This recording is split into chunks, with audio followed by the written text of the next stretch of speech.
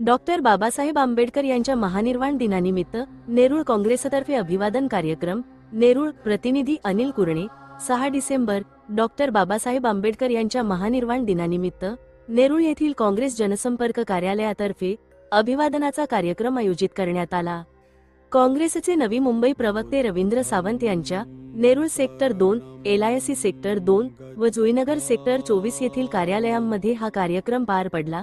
यावेळी उपासक व उपासिका मोठ्या संख्येने उपस्थित होते.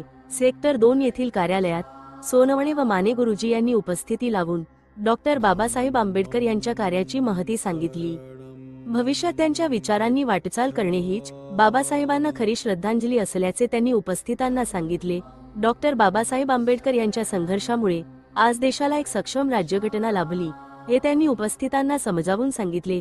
रवींद्र सावंत यांनीही बाबासाहेबांना अभिवादन करून समाजासाठी बाबासाहेबांनी केलेल्या कार्यावर प्रकाश टाकला. या कार्यक्रमाला विद्या भांडेकर, सचिव नवी मुंबई याही आवर्जून उपस्थित होत्या. अशा प्रकारे काँग्रेसच्या सर्व कार्यालयांमध्ये बाबासाहेबांच्या महानिर्वाण दिनानिमित्त आदरपूर्वक कार्यक्रम घेऊन कार्यकर्त्यांनी त्यांच्या विचारांचे स्मरण केले. गावामध्ये, देशामध्ये, राष्ट्रामध्ये आजचा दिवस हा दुःखाचा दिवस म्हणून समाजामध्ये सर्वांमध्ये हा आज बाबासाहेबांमुळे आपण आहोत. आज आपण पाहिलंय की थोड्या वेळापूर्वीच प्रतिमेचं पूजन करायला उषारी कांबळे ही आपल्या समाजाची एक महिला आली होती. आज बाबासाहेबांच्या मुळे आज ती IAS झाली. जर आपल्याला IAS होणं फार कठीण होतं आणि मार्ग जो दाखवला, शिक्षणाचा मार्ग दाखवला, तो बाबासाहेबांनी दाखवला. म्हणजे ज्या घटनेमुळे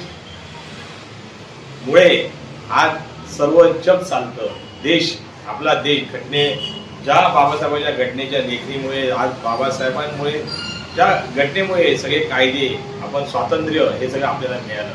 आज या महामानवाला मी नतमस्तक होऊन विनम्र अभिवादन करतो. ह्या महामानवाचे विचार येणाऱ्या पिढीला रुजले पाहिजे. त्यांना सर्व कुटुंबाने, आज घराघरात आपण प्रतिमा ठेवून, बुद्धाची प्रतिमा आहे. आज असा थोर महामानव पुन्हा होणार नाही. पण आपल्या आत्तापर्यंत जसं गुरुजी सांगितलं 69 वर्ष झाली, तरी आपल्याला वाटतं बाबासाहेब आपले आहेत, आपल्या बरोबर आहेत.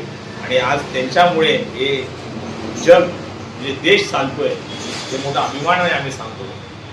मी महामानवाबद्दल जास्त न काय बोलता, जसं आता एवढं म्हणजे जर IAS आपली होऊ शकते, तसं येणाऱ्या या मुलांनी वगैरे सगळा आग्रही द्यावा आणि शिक्षणाकडे लक्ष देऊन येणाऱ्या परिवर्तन कसं घडेल, आपल्या कुटुंबाचं परिवर्तन कसं घडेल, याकडे सगळ्यांनी, आईवडिलांनी पण थोडं लक्ष घालावं. मुलांच्या शिक्षणासाठी जास्तीत जास्त लक्ष घालणं. आज बाबासाहेबांमुळे शिक्षण पूर्ण मोफत आहे. मुलींना, महिलांना आपल्या एवढ्या सर्व सुविधा आहेत, आरक्षण आहे. त्याचा फायदा सर्वांनी घेतला पाहिजे. जय भीम.